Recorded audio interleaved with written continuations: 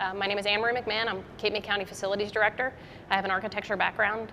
I went to school to study architecture, and I previously worked for the FBI. Anne-Marie McMahon is the one behind the design of the new jail being built in Cape May County, New Jersey. I have been the project manager since 2008 on this project. Originally, we were going to renovate the current facility, but it just wasn't feasible. There were many security changes that we made for the project that would help the operations of the facility. When an inmate needs medical services, even if it's just handing them some medication, the nurse has to come to the housing unit, and typically in the past facility, she would have to be escorted. We changed the function of this facility to where she doesn't have to be escorted. She basically can come toward the housing unit, go through the secure vestibule, and go into an interview room and pass medication through a food pass to the inmate. So it cut down on a lot of the operational and functional issues that we ran into in the previous facility. There have been a lot of things being taken into consideration when this jail was being designed, like the minimum security housing unit. That unit is a completely open space with no cell doors. So this housing unit and every housing unit in this facility is set up with direct supervision.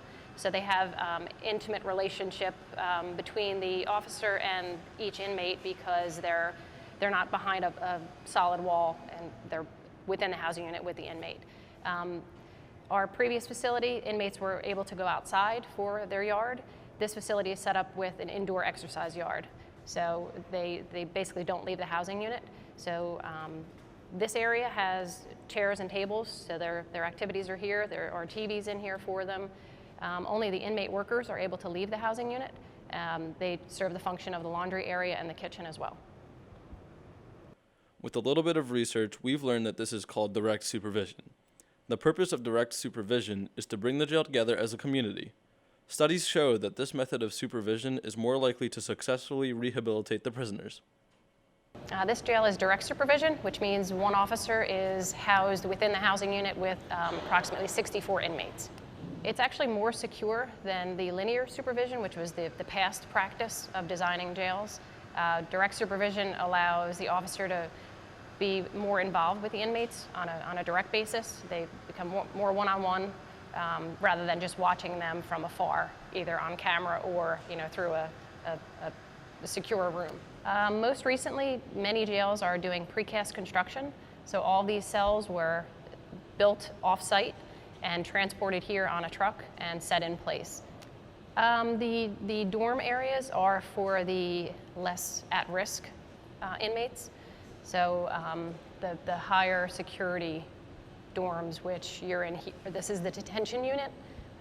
So these will all have the cell doors, which you can see. At the end of the day, we are happy to hear that our jails are being turned into rehabilitation centers and not just places bad people go. The way that our jail is set up is that we have one main corridor that runs the length of the jail all the way down and all the way back. Inmates will be housed down towards the end of the main corridor with their housing units separated on each side of the main corridor. So when any inmate movement is conducted, it'd be down this main corridor and out this way would be how they go to court or being released from the facility. What's different about our jail now is that here we're going to be not only doing the laundry for all the inmates that are housed here, all their personal belongings, we're also going to be doing the laundry for the county's nursing home, all their bed linens. Previously, the county had a contract with an outside vendor. We have taken over that contract in trying to save the county a significant amount of money.